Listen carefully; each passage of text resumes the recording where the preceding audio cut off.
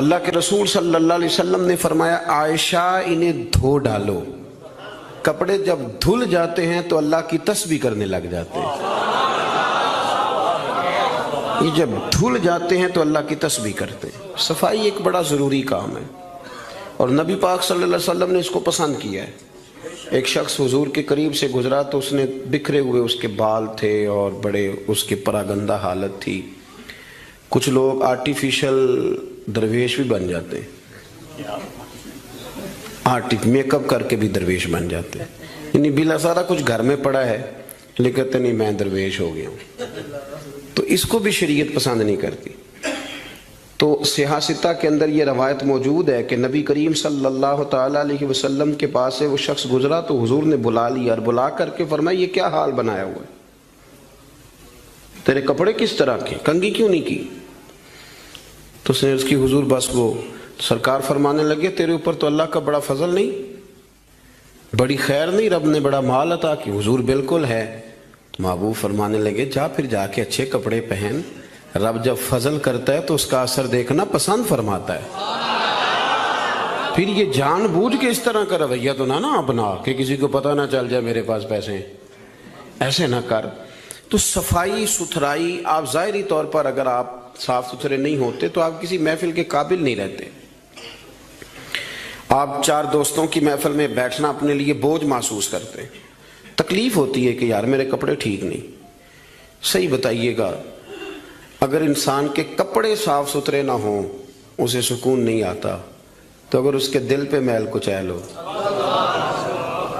بہت سارے لوگ کہتے ہیں مجھے سکون نہیں، لیکن ہم ڈرتے ہیں نا، ہم ان کو بتا نہیں سکتے، ڈرتے ہیں۔ بے سکونی کی کچھ وجوہات ہوتی ہیں، کچھ سبب ہوتا ہے۔ آپ کپڑے میلے تھے تو آپ بے سکون تھے، تو اگر آپ کا دل میلا کچیلا ہے نا، روح پہ کوئی دھبا لگ گیا ہے، یہ دھبے ہوتے ہیں۔ حسد ایک دھبے کا نام ہے، عداوت ایک دھبا ہے، تکبر ایک دھبا ہے، یہ سارے دھبے ہیں۔ اور بخاری میں نبی پاک علیہ السلام نے خود فرمایا جب تم گناہ کرتے ہو تو تمہارے دل پر سیاہ نقطہ لگ جاتا ہے، تو آپ اس نقطے کی موجودگی میں سکون میں رہیں، یہ کیسے ہو سکتا ہے؟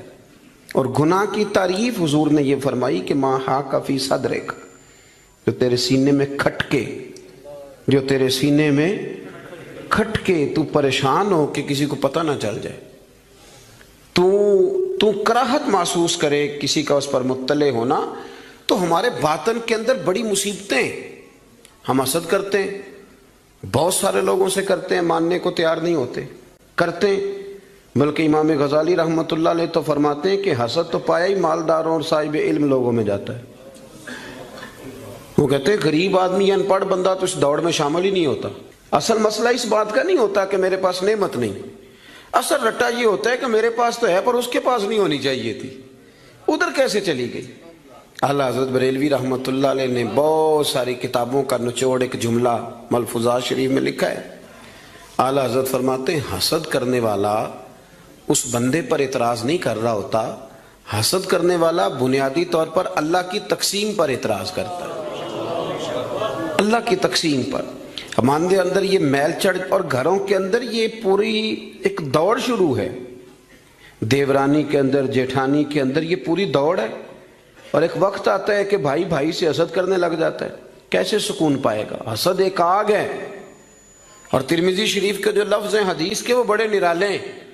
نبی پاک صلی اللہ علیہ وسلم نے فرمایا حسد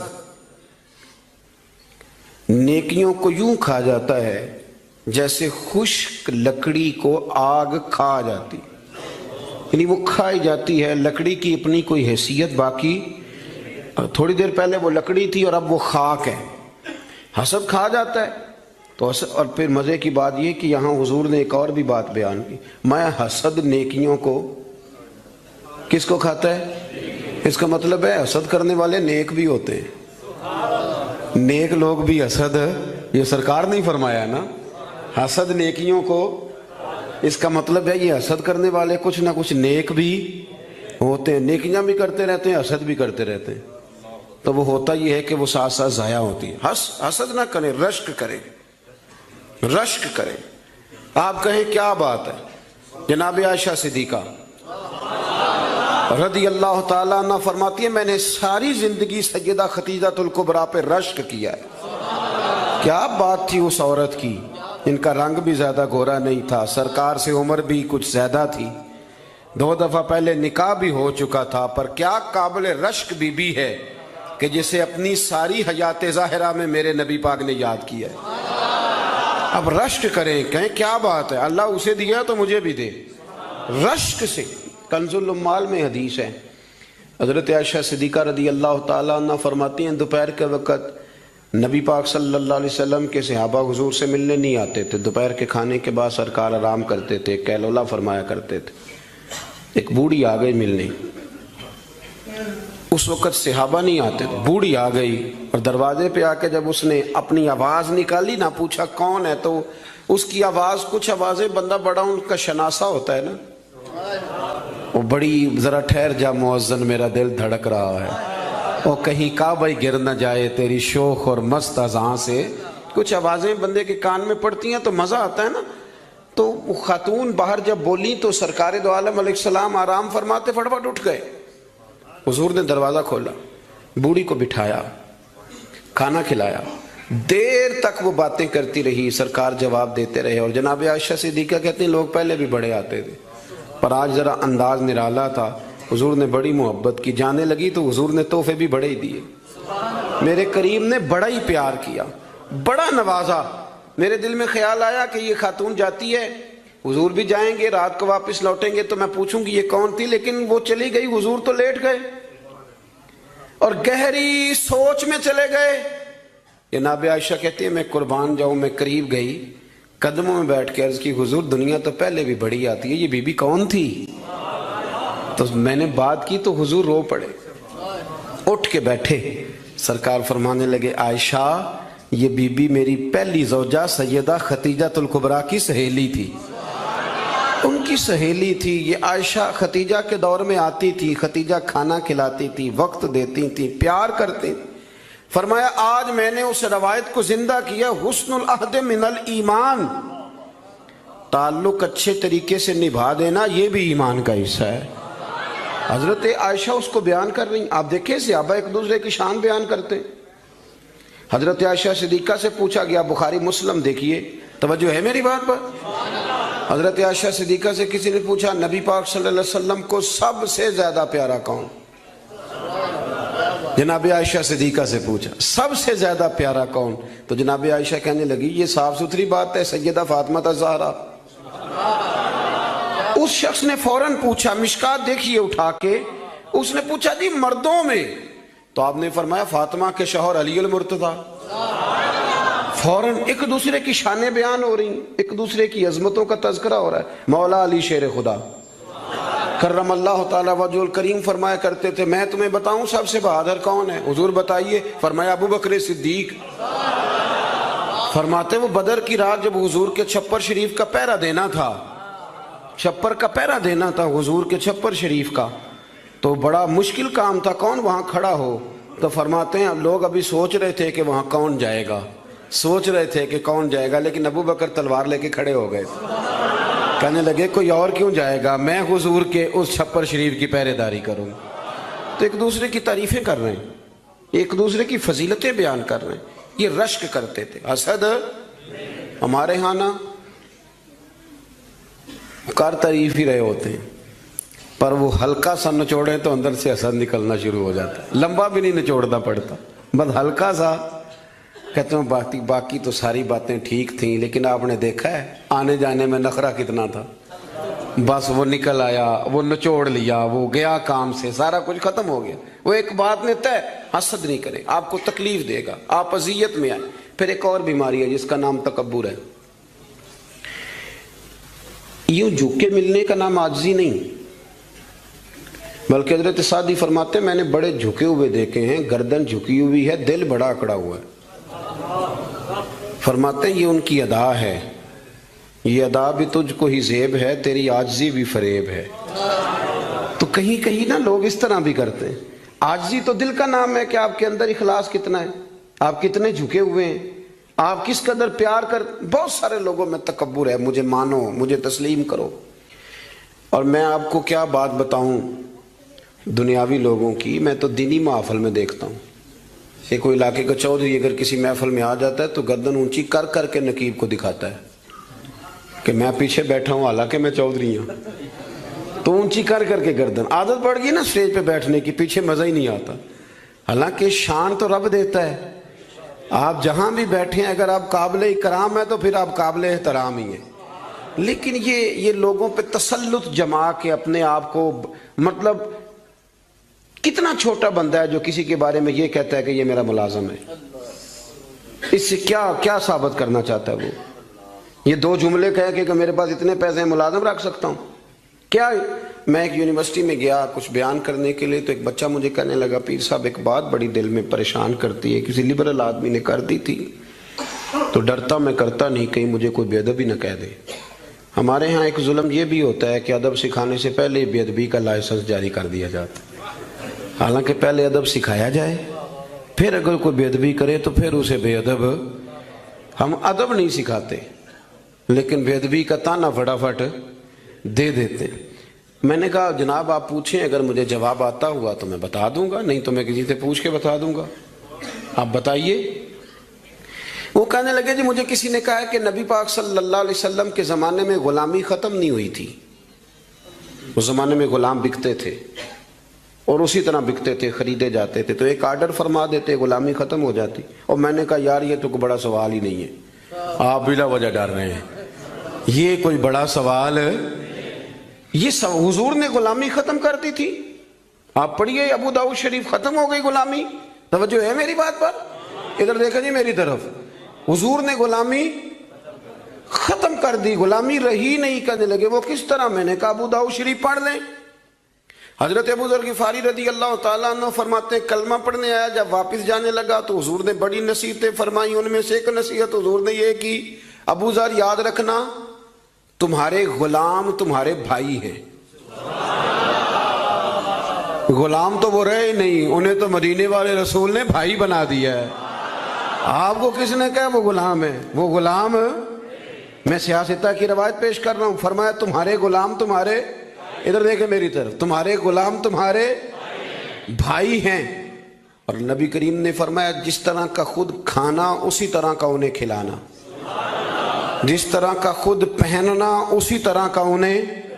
غلام رہے گا جب وہ آپ کے جیسے کپڑے پہنے گا. آپ وہ الگ بات ہے کہ جتنا مرضی وہ ہیومن رائٹس پہ بات کرے، انسانی حقوق کی تنظیمیں چلائے، غلام کو ملازم کو اس طرح کی روٹی نہیں کھلاتا جس طرح کی خود کھاتا ہے، اسے اس طرح کے کپڑے پہناتا نہیں جس طرح کی خود پہنتا ہے. لیکن نبی پاک علیہ السلام نے یہ اعزاز فرمایا جس طرح خود کھانا اسی طرح انہیں کھلانا، جس طرح کا خود پہننا اسی طرح کا انہیں پہنانا. اور حدیث کا آخری جملہ یہ ہے کہ سرکار فرمانے لگے ان کی طاقت سے زیادہ ان پر بوجھ نہ ڈالنا، اور اگر کبھی انہیں کوئی ایسا کام بتاؤ جو ان کی طاقت سے زیادہ ہو تو پھر اس کام میں ان کی مدد بھی کرنا. مجھے بتلائیے غلام تو غلام رہے نہیں، حضور نے تو سیٹ ہی ختم کر دی، انہیں بھائی بنا دیا ہے. وہ تو سیٹ ہی ختم ہو گئی، تو آپ یہ کیسے کہہ سکتے ہیں کہ غلامی ختم نہیں ہوئی؟ حضور نے تو انہیں بھائی بنا دیا. بھائی. ہمارے ہاں نا بڑا مزہ آتا ہے یہ کہہ کہ میرے 6 ملازم ہیں، بڑا مزہ آتا ہے. اور بڑا بندہ راضی ہوتا ہے جب وہ گاڑی میں بیٹھا ہوتا ہے تو 15 بندے آگے دوڑ رہے ہوتے ہیں، اس کو بڑا لطف آ رہا ہوتا ہے. لیکن اسے نہیں پتا کہ اس کے اندر تکبر آ گیا ہے. اب اس کے اندر ایک چیز پیدا ہو گئی جو اسے خراب کرے گی. وہ پھر کرسیاں ڈھونڈتا پھرے گا، اسے کہیں مزہ نہیں آئے گا. وہ نورانی محفل کے اندر بھی، روحانی محفل کے اندر بھی وہ تلاش کرے گا کہ کوئی مجھے جان لے، کوئی مجھے پہچان لے. وہ ہر جگہ پروٹوکول کا عادی ہو، اسے بیماری لگ جائے گی، کسی جگہ قرار نہیں پائے گا. وہ کہے گا پتہ نہیں مجھے سکون کیوں نہیں آ رہا. بھائی سکون تو آتا ہے چھپ جانے میں، سکون تو جاتا ہے کسی کونے میں جا کے اللہ اللہ کرنے میں. کسی کونے میں بابا بلے شاہ صاحب، بابا صاحب رحمۃ اللہ علیہ فرماتے ہیں میں نے اعتکاف کبھی قصور میں نہیں کیا. اس گاؤں میں جاتا تھا جہاں مجھے جانے کوئی نہ، چلو 10 دن تو میں الگ ہو کے اللہ اللہ کر لوں. کہتے میں وہاں جا کے اعتکاف کرتا تھا، یہاں تو سارے ہاتھ چومنے والے تھے. اکثر کہا کرتے تھے اٹھ بلیا چلو تھے وسیے جتھے وس دینی سارے انے. اٹھ بلیا چلو تھے وسیے جتھے وس دینی سارے انے. نہ کوئی ساڈی ذات پچھانے نہ کوئی سانو منے. کبھی ایسی جگہ بھی تو جانا چاہیے نا. اور بڑے ناز سے میری طرح کے بندے بھی کہہ رہے ہوتے ہیں تسی تو کونے تو آ کے میرا نام پوچھے ہو پہنچ جاؤ گے. وہ کبھی اپنے آپ سے پوچھ تو صحیح کہ یہ تو کہاں مبتلا ہو گیا. یہ شہرت، یہ شور شرابے، یہ آنا جانا، مزہ تو تب ہے کہ صبح قیامت آپ کو پردوں میں ڈال کے کہہ دیا جائے کہ جا تیری پردہ پوشی کی، تیرے عیب نہیں کھولے جائیں گے، بغیر حساب جنت میں چلا جا. یہاں یہ شور کرنا، اپنا آپ دکھانا، اپنا آپ بتانا، یہ تو علامت تکبر ہے. تھوڑا سا نیچے رہیں. یہ ہوتا ہے کئی دفعہ کہ انسان کچھ اللہ تعالیٰ اسے وقار دے دیتا ہے تو اس کا قد اونچا ہو جائے، اس کی سیٹ اونچی ہو جائے، لیکن دل اس کا سکون میں رہے. امام غزالی روایت لائے ہیں، حضرت حذیفہ بن یمان رضی اللہ تعالیٰ عنہ فرماتے ہیں میں اپنے قریب محبوب علیہ السلام کے ساتھ میں سفر کر رہا تھا. گرمی کا موسم تھا. سفر کرتے کرتے کرتے کرتے ہم ایک باغ کے قریب سے گزرے تو سامنے کنواں نظر آیا. حضور فرمانے لگے حذیفہ یار گرمی بڑی ہے، غسل نہ کر لیں؟ میں نے کہا حضور بڑی بات ہے، کر لیں. کہتے ہیں سرکار کنویں کے قریب گئے تو کپڑوں سمیت غسل کرنے لگے. پھر بھی مجھے فرمایا کہ ذرا چادر نہیں تان لیتے. میں ذرا پسند نہیں کرتا کہ یہ گرمیوں میں ہمارے بچے جس طرح کا لباس پہنتے. یہ تہذیب کے مطابق نہیں. تہذیب کسی اور چیز کا نام. آپ ذرا کھلا لباس پہنیں اور آپ ذرا کچھ چیزوں کو چھپائیں، آپ مہذب لگیں گے، آپ مناسب لگیں گے. کالی بنیان پہن کے تو گلی میں نکل جانا. گلی میں کیا، گھر میں بھی بیٹیاں ہوتی ہیں، بہنیں ہوتی ہیں. کیوں اس طرح کا لباس پہنتے ہیں جو غیر مناسب محسوس ہو؟ حضرت حذیفہ بن یمان رضی اللہ تعالیٰ عنہ فرماتے ہیں حضور کپڑوں سمیت غسل فرما رہے تھے، پھر بھی مجھے فرمایا چادر تان لو. توجہ ہے میری بات پر؟ یہ نوجوان ذرا زیادہ غور کریں کیا عرض کر رہا ہوں. کہتے میں چادر تان کے کھڑا ہو گیا. حضور غسل کرنے لگے تو پانی ٹھنڈا تھا، گرمی بھی بڑی تھی. حضور کو نہ ذرا لطف آیا تو فرمانے لگے تھوڑا اور نہ نہا لوں. میں نے کہا حضور نہائیں. کہتے ہیں سرکار کو اور لطف آیا، فرمانے لگے ذرا اور نہ نہاؤں. میں بڑا مطمئن تھا، بڑا راضی تھا کہ مجھے نوکری کا موقع مل رہا ہے. کہتے ہیں ایک دو دفعہ سرکار نے فرمایا، پھر حضور بس کرنے لگے تو میں نے کہا حضور تھوڑا اور غسل فرمائیں، گرمی بڑی ہے. کہتے سرکار اور غسل کرنے لگے. خاصی دیر حضور نہائے، غسل فرمایا، فارغ ہو گئے نا جب، میرا کلیجہ بڑا ٹھنڈا تھا کہ میں نے نوکری کر لی. جب فارغ ہو گئے تو حضور مجھے فرمانے لگے چل اب تو غسل کر. اگر روٹی بچ جائے تو بندے ڈرائیور کو بھیج دیتے، اگر کبھی بچ جائے. چلیں آپ نے کون سا مجھ سے ناراض ہونے، آپ تو اپنے ہیں. اگر کوئی دیگ بڑھ جائے تو مدرسے بھیج دیتے کہ وہ اس کو کہتے آپ یہی ہیں کہ اس کے پیروں کے نیچے فرشتے پر بچھاتے ہیں. یہ بھی آپ کہتے ہیں کہ آفت جی آپ کی بڑی شان ہے، آپ نماز پڑھاتے ہیں، پر دیکھ وہ بھیجنی ہے جو بچ گئی، وہ آپ بھیج دیں. بچ گئی ہے وہ زیادہ تھی تو ہم نے کہا چلو بچوں کو دے دیتے. یہ اعزاز نہیں دیا، دیکھ دے دی پر آپ نے عزت نہیں دی. وقار کا مزہ نہیں آیا اس کا. یہ کوئی سرور والا کام نہیں. میرا ایک دوست مجھے ایک دن کہنے لگا حضرت جی اگر کوئی ٹائم ملا نہ نکلا تو میں آؤں گا. میں کہ یار نہ آئیے دا کوئی مزہ ہے، ساڑھے کو تو ٹائم کٹ کے آنا یار، حد ہو گئی. تو کہے کہ میں بڑا مصروف ہوں پر آپ حکم تو کرے، میں سویرے ہی آیا.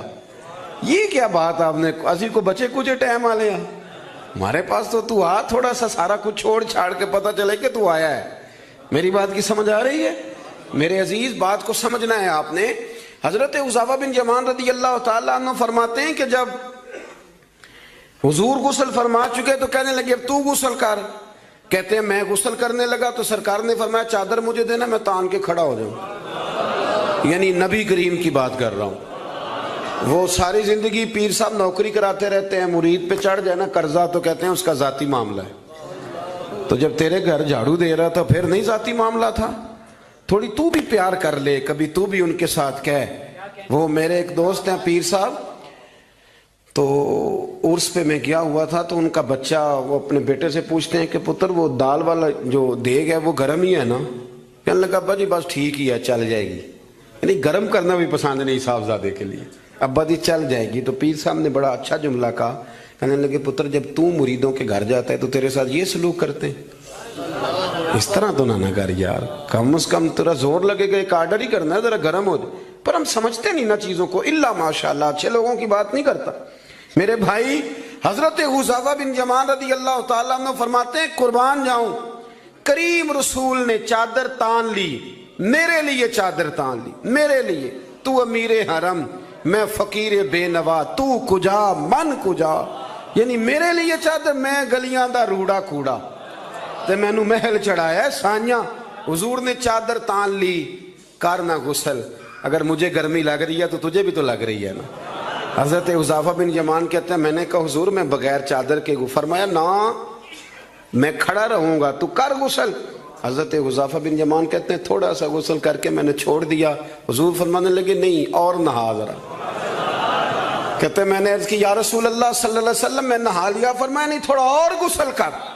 فرماتے میں نے اور غسل کیا، تھوڑی دیر کے بعد فارغ ہوا، میں نے کہا حضور مہربانی فرمائیں میں نہا چکا، تو فرمانے لگے نا امیر اتنی دیر میں نے کیا ہے، تو بھی اتنی دیر غسل کر۔ حضرت حذیفہ بن یمان کہتے ہیں میں رو پڑا، میں نے کہا محبوبہ تیرے کرم پہ قربان جاؤں، اب بس کریں، حضور میں نہا چکا ہوں۔ تو حضور فرمانے لگے حذیفہ گھر سے کٹھے نکلے تھے نا، گرمی میں ایک جیسا سفر کیا ہے نا، یار تو غسل کر، مجھے اچھا لگ، یار یہ کیا سٹیٹس ہم نے بنا لیا، ہم اپنوں کے بیچ بھی اسی طرح رہیں گے، ہم اپنوں کے بیچ جو ہمارے اپنے ہیں ہم ان سے بھی کبھی، میں مسجد میں بیٹھا ہوں باوضو، ابھی میں نے عشاء پڑھی ہے، کو دیانتداری سے بتاتا ہوں، میں بیمار ہو گیا تو بڑی میری ٹانگوں میں ٹائیفائڈ بخار تھا، تو بڑی سخت تکلیف میری ٹانگوں میں آئی، اذیت آئی، مجھے چلا نہیں جاتا تھا، چھڑی پکڑ کے میں چلتا تھا، میری اماں جی حیات تھیں، میں نے ان سے کہہ دیا کہ بڑی ٹانگوں میں درد ہے،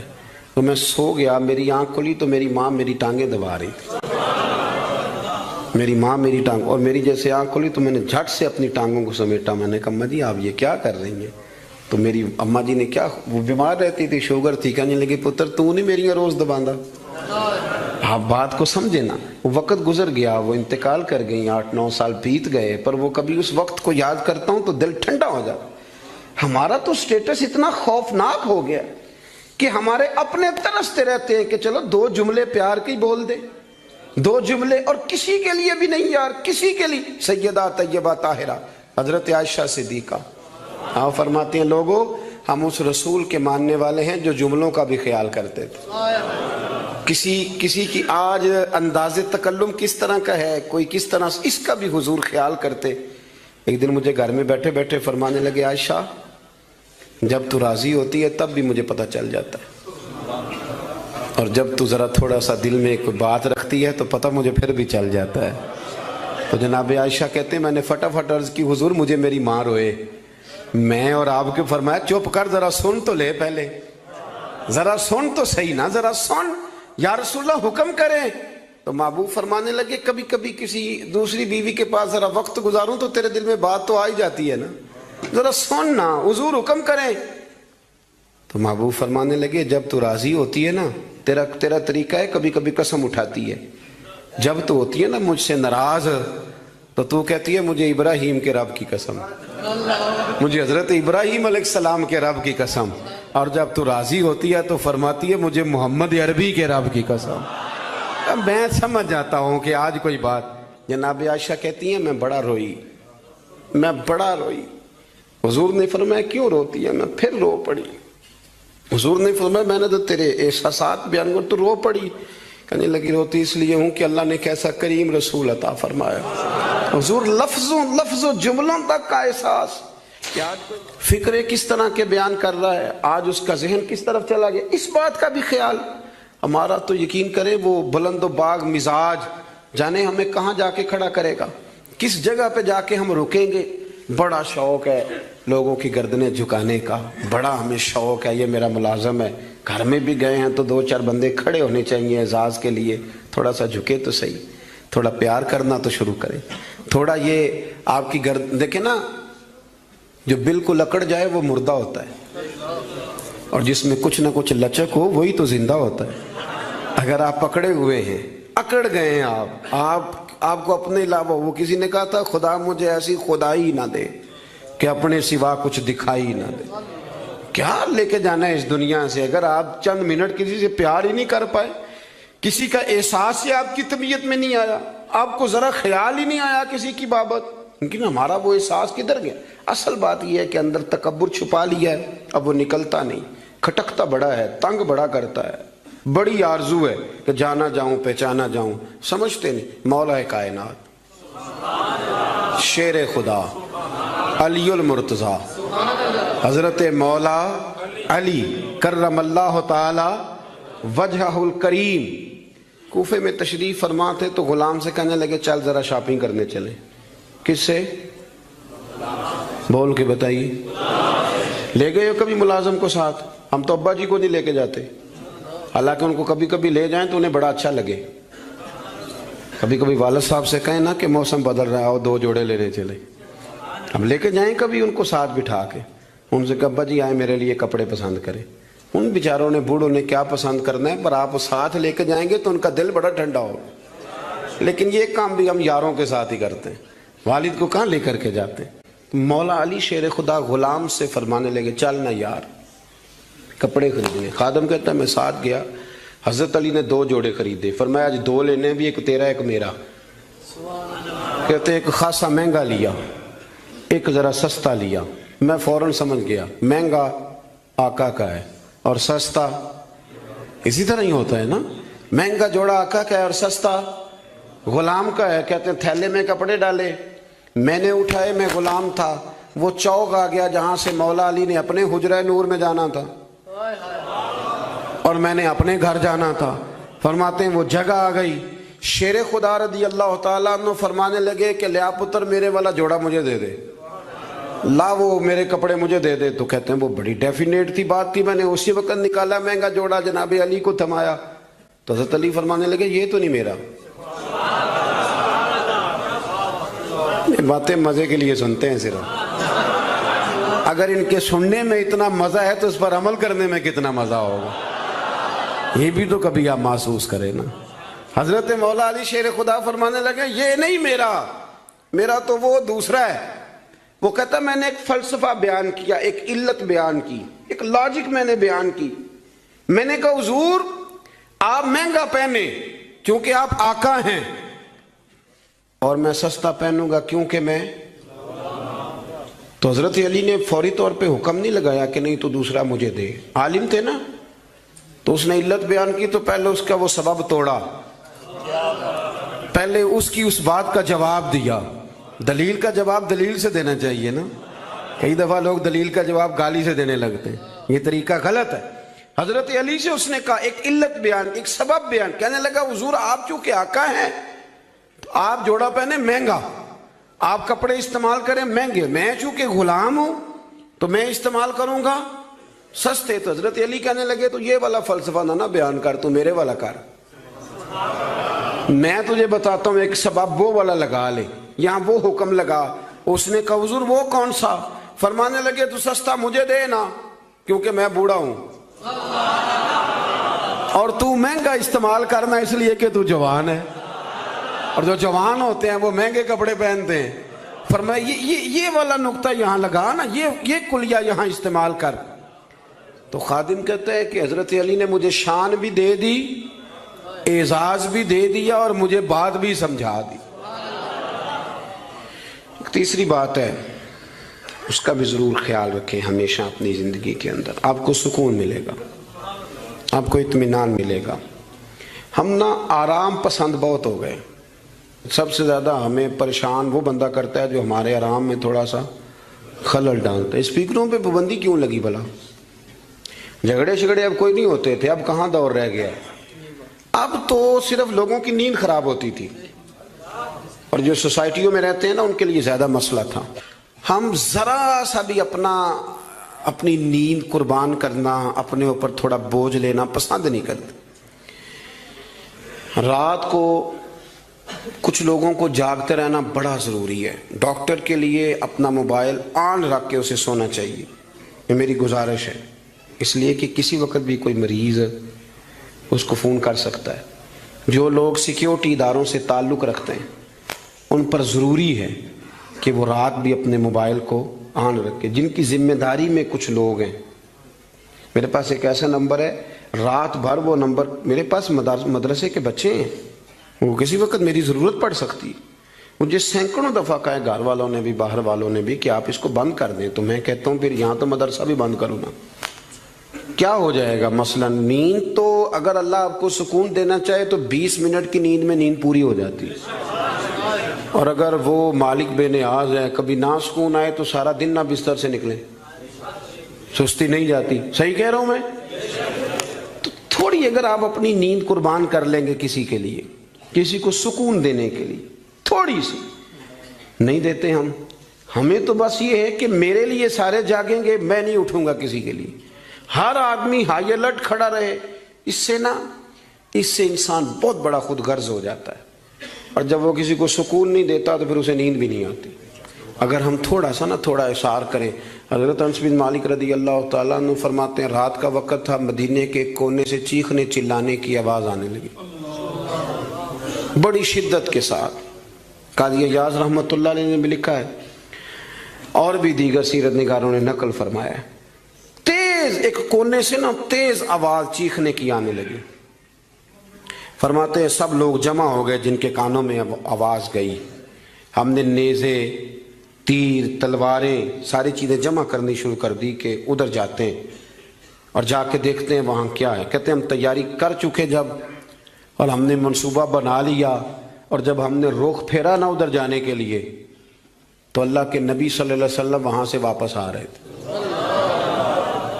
اور کہتے ہیں حضرت ابو طلحہ انصاری رضی اللہ تعالیٰ عنہ کے گھوڑے پر آپ سوار تھے، اور گھوڑے کی پشت پر کوئی اور چیز نہیں تھی، یعنی کوئی کجاوا نہیں ڈالا، کوئی کپڑا نہیں ڈالا، ننگی پشت پر حضور سوار تھے، ہاتھ میں ایک نیزہ تھا، اور حضور اکیلے گئے، اکیلے واپس آئے، اور آ کے فرمایا بھی سو جاؤ سو جاؤ، کوئی پریشانی کی بات نہیں، وہ جانور لڑ پڑے تھے میں دیکھ آیا ہوں، کچھ بھی نہیں ہے، سارے آرام سے سو جاؤ، کوئی ایسا مسئلہ نہیں۔ حضرت انس کہتے ہیں باقی تو ساری دنیا سو گئی تو میں ساری رات سوچتا رہا کہ محبوب تو ہماری سوتے ہوئے بھی نگہبانی فرماتے، جو حضور سب سے پہلے چلے گئے دیکھ کے لوٹ بھی آئے، اس کا مطلب ہے کہ سرکار جاگ رہے تھے۔ حضور نے ویسے بھی فرمایا ہے کہ میری آنکھیں بند ہوتی ہیں دل میرا بیدار ہی رہتا ہے۔ آپ یقین کریں اتنی خود غرضی، وہ پھر آہستہ آہستہ وہ خود غرضی، ہم پہلے خود غرض ہوتے ہیں، اپنے ابا جی سے کہتے ہیں کہ اب میرا گزارا نہیں ہوتا، میرے بھی بچے ہیں، یہاں سے ہم آغاز کرتے ہیں خود غرض ہونے کا، پھر کچھ عرصے کے بعد ہمارے بچے ہمیں کہنا شروع ہو جاتے ہیں کہ ابا جی اب ہمارا گزارا نہیں ہوتا، ہمارے بھی تو بچے ہیں نا۔ پھر وہ کبھی گونجتا ہے ہمارے کانوں میں ہمارا اپنا قول جو ہم نے کبھی کیا تھا اپنے والد کے لیے۔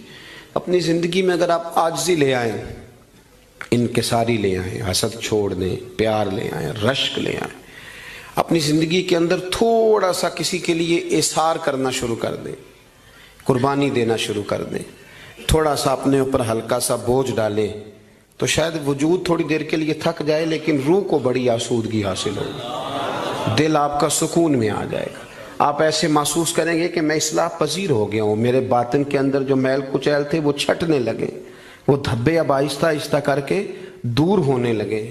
آپ کی اس محفل میں بھلا مہمان خصوصی کون ہے؟